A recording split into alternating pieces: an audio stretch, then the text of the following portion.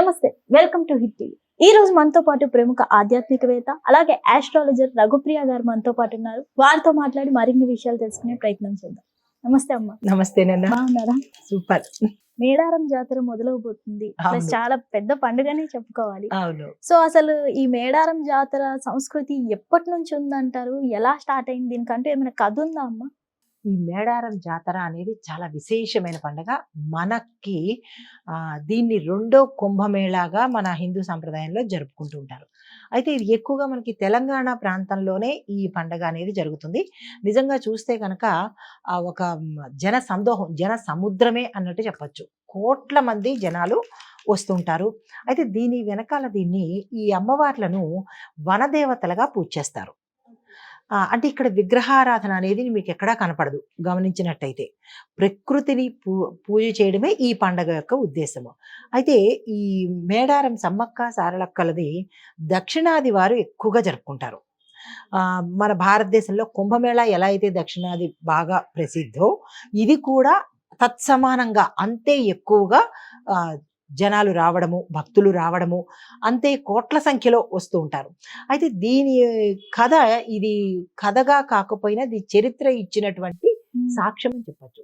ప్రతి 2 ఏళ్లకు ఒకసారి ఈ మాఘమాసంలో పౌర్ణమి రోజు ఆ తల్లి సమ్మక్క తల్లి ఒక మేడరాజు అనే ఒక కోయ అతనికి కనిపించింది అనమాట. అయితే ఈ కథ ఎలా మొదలవుతుందంటే మనకి ములుగు జిల్లా తాండ్వాయి మండలంలో మేడారం అనే ప్రాంతంలో కోయదొరలు ఉండేవారు ఒకప్పుడు. అయితే వాళ్ళకి సంతానం లేకపోయేటప్పటికీ విచారంగా, మరి సంతానం లేదు అంటే విచారం ఉంటూ ఉంటుంది కదా. అయితే వాళ్ళు ఏం చేశారంటే వేటకు వెడుతున్న సమయంలో వాళ్ళకి మిగతా జనాలకు పులి సంరక్షణలో ఒక చిన్న బాలిక కనబడుతుంది. అయితే వాళ్ళు ఏమిటి ఇక్కడ పులి ఉంది అని చెప్పేసి చూడడానికి వచ్చినప్పుడు అక్కడ బాలిక కనపడంగానే, ఆడపిల్ల కనపడంగానే దాన్ని తీసుకొచ్చి వీళ్ళ కోయదొర రాజుకి, మేడరాజుకి ఇస్తారనమాట. ఇచ్చేటప్పటికి వాళ్ళిద్దరు దంపతులు చాలా సంతోషపడి, మాకు అమ్మవారే ఈ రూపంలో వచ్చింది, పిల్లలు లేరన్న ఇది బాధ మాకు పోయిందని చెప్పి ఆ అమ్మవారిని, ఆ పిల్లని చక్కగా దినదిన ప్రవర్ధమానంగా పెంచుకుంటూ ఉంటారు. అయితే ఆయన ఏం చేస్తారంటే యుక్త వయసుకు రాగానే ఈ పిల్ల వనంలో తిరుగుతూ వీళ్ళందరికీ ఒక తల్లిలాగా కష్టాలు తీర్చడము, బాధలు తీర్చడము, వీళ్ళకి అండగా ఉంటుంది ఈ గిరిజనులందరికీ కూడా, ఈ కొండ ప్రాంతం వాళ్ళకి. అయితే వాళ్ళందరూ ఈ అమ్మాయిని అమ్మగానే కొలుచుకుంటూ, మహిమగల తల్లి అని చెప్పి పిలుచుకుంటూ ఆ అమ్మాయిని వాళ్ళ కళ్ళల్లో పెట్టుకుని చూసుకుంటూ ఉండేవారు. తల్లిదండ్రులే కాకుండా గిరిజనులు అందరూ కూడా. అయితే ఆ అమ్మాయి యుక్త వయసు వచ్చేటప్పటికి తన మేనల్లుడికి అంటే ఇచ్చి వివాహం చేస్తారు. ఎప్పుడైతే వివాహం చేశారో ఆ వివాహం చేసినా కానీ వాళ్ళ యొక్క బాగోగులు చూసుకుంటూ వస్తుంది ఈ తల్లి సమ్మక్క. అయితే వాళ్ళకి నాగులమ్మ, జంపన్న, తర్వాత సారలమ్మ, ఈ 3 పిల్లలు పుట్టారు. అయితే వాళ్ళు కూడా ఎంతో చక్కగా ఆ గూడెమంతా తిరుగుతూ వీళ్ళ బాగోగులు చూసుకుంటున్నారు. ఒకానొక సమయంలో అంటే వీళ్ళు కప్పం కట్టే ఇది ఉంటుంది. అప్పట్లో కాకతీయ రాజులు ఈ గిరిజనుల దగ్గర నుంచి కప్పం తీసుకునేవాళ్ళు. కప్పం అంటే ట్యాక్స్ అన్నమాట ఇప్పుడు భాషలో. వీళ్ళు ట్యాక్స్ కట్టలేదని చెప్పి కాకతీయ రాజులైనటువంటి ప్రతాపరుద్రుడు ఆయన యుద్ధం ప్రకటించి వీళ్ళ మీద దండెత్తి వచ్చాడు. ఎప్పుడైతే దండెత్తి వచ్చాడో వీళ్ళు పాపం యథాశక్తి వీళ్ళు కూడా యుద్ధంలో పాల్గొన్నారు. అయితే ఆ యుద్ధంలో సారలమ్మ, నాగులమ్మ, తర్వాత జంపన్న, ఈ 3 చనిపోయారు. చనిపోయేటప్పటికి ఆ సైన్యం దాడికి తట్టుకోలేక, యుద్ధం అంటేనే పన్నాగం కదా, ఆ పన్నాగంలో పాపం వీళ్ళు 3 చనిపోయేటప్పటికి ఆ విషయము సమ్మక్కకి తెలిసింది. ఆ తల్లి వీరావేశంతో ఈ ప్రతాపరుద్రుడి మీదకి యుద్ధంకి వచ్చిందనమాట. ఆవిడ కూడా యథాశక్తి ఈ గిరిజనుల్ని కాపాడుకోవడం కోసం యుద్ధం చేసింది. కానీ వెనక నుంచి ఈ సైన్యంలో ఒకడు వెన్నుపోటు పొడిచి ఆ అమ్మని చంపేశాడు. ఎప్పుడైతే ఆ తల్లిని చంపేశాడో అక్కడికక్కడ ఆ తల్లి ఏం చేసిందంటే చిలకల గుట్ట ఇక్కడ అదృశ్యమైపోయి చిలకల గుట్ట దగ్గరికి వెళ్ళి కుంకుమ భరణిలో ఆ తల్లి తన రూపాన్ని వదిలేసిందనమాట. దాని తర్వాత ఈ ప్రతాపరుద్రుడు పశ్చాత్తాపం చెంది ఈ అమ్మకి భక్తుడుగా అయిపోయాడు. భక్తుడిగా అయిపోయి ఎప్పటికీ కూడా ఇంకా లైఫ్ టైము ఈ గిరిజనుల దగ్గర నుంచి తరతరాలకు కూడా ఇంకా ట్యాక్స్ అనేది తీసుకోవద్దు అంటే వీళ్ళ ప్రొడక్ట్స్ మీద కానీ వీళ్ళ చేసే పనుల మీద కానీ ఉంటాయి కదా ట్యాక్స్, అట్లాంటి కప్పమేమి వసూలు చేయవద్దు.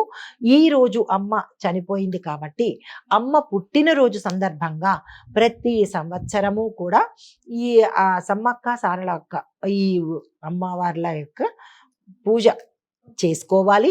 దాంతోపాటు దీన్ని పెద్ద జాతరగా నలుగురికి తెలియాలన్న ఉద్దేశంతో ఒక ప్రకటన ఇచ్చాడనమాట. ఇంకా ఆయన బతుకున్నంత కాలము ప్రతాపరుద్రుడు అమ్మవారి భక్తుడుగానే కాలం చేశాడు.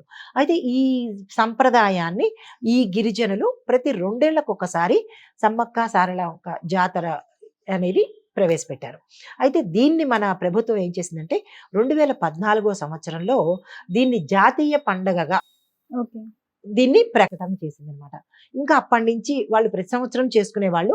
ఇంకా అప్పటి నుంచి ఏం చేశారంటే ప్రతి 2 సంవత్సరాలకు ఒకసారి మాఘమాసంలో వచ్చే పౌర్ణమికి, శుక్లపక్షంలో పౌర్ణమికి ఆ తల్లికి ఈ జాతర చేస్తారు. ఈ జాతర మనకి ఈ సంవత్సరంలో జనవరి 28 నుంచి 4 రోజుల పండగగా మనం ఉత్సవాలుగా జరుపుకుంటున్నాం. ఎక్కడెక్కడి నుంచో కోటాను కోట్ల ప్రజలు వస్తుంటారు. నేను కూడా మొన్న జనవరి 9వ తారీఖు వెళ్ళాను. అప్పటికే చాలా మంది జనాలు ఉన్నారు. అంటే ఇంకా జరుగుతున్నాయి, కార్యక్రమాలన్నీ జరుగుతున్నాయి. భక్తుల కోసం సౌకర్యాలు అవి చేస్తున్నారు. మన ప్రభుత్వం కూడా ఆరోగ్య నిమిత్తంగా వసతి సదుపాయాలు, భక్తులు ఉండడానికి నీటి సదుపాయాలు, ఆరోగ్యం పరంగా అంబులెన్స్లు, డాక్టర్ పర్యవేక్షణలు అన్ని ఏర్పాట్లయితే మన ప్రభుత్వం, కాంగ్రెస్ ప్రభుత్వం చేస్తోంది. ఆ ఏర్పాట్లన్నీ చాలా చక్కగా ఘనంగా జరుగుతున్నాయి. ఇది ఈ 4 రోజుల పండగ మనం మేడారం జాతర అంటారన్నమాట దీనికి. ఇది దీని వెనకాల ఇంత ఆంతర్యం ఉంది. అయితే ఈ పండగ మనకి ఏం చెప్తోంది అంటే కనుక అన్యాయం మీద పోరాటం చెయ్యాలి, న్యాయం కోసం పోరాటం చెయ్యాలి అని, తర్వాత ధర్మము, త్యాగము ఇవి నేర్పిస్తోంది ఈ పండగ. మనం పండగ చేసేసుకుంటున్నామంటే చేసుకోవడం కాదు, ఆ పండగ నుంచి కొంతైనా మనం నేర్చుకోవాలి కదా. ఈ పండగ ఆంతర్యము, అదే ఈ జాతర యొక్క ఆంతర్యం ఇది. అయితే ఈ తల్లికి ఇష్టమైనది బెల్లము. దీన్ని ఇక్కడ ఏం చేస్తారంటే బెల్లాన్ని బంగారం కింద చెప్తారు. మన బంగారము మొదట్లో నాకు తెలియలేదు, బంగారం అంటే ఏంటి అని అన్నాను. అంటే మామూలు బంగారం ఏమో అనుకున్నాను. కాదు, ఈ బెల్లాన్ని బంగారం కింద చెప్పుకుంటారనమాట. అది ఇక్కడ ఇంకో విశేషం ఏంటంటే నేను మొన్న చూశాను కూడా. దాన్ని ఏంటంటే మనకి ఏదైనా కోరిక చెప్పుకొని ఆ కోరిక తీరంగానే తులాభారం చేస్తారు. ఓకే. అంటే ఆ వ్యక్తి యొక్క ఎవరి కోసమైతే కోరుకుంటున్నామో ఆ వ్యక్తిని త్రాసులో కూర్చోపెట్టి ఆ వ్యక్తికి సరి సమానంగా తూగేంత బెల్లాన్ని సమర్పిస్తారు ఆ తల్లికి అనమాట. ఇది తులాభారం అంటారు అక్కడ. చాలా విశేషంగా జరుగుతూ ఉంటుంది. చాలా అద్భుతమైన కార్యక్రమం అనమాట. Okay. Thank you so much. నమస్తే.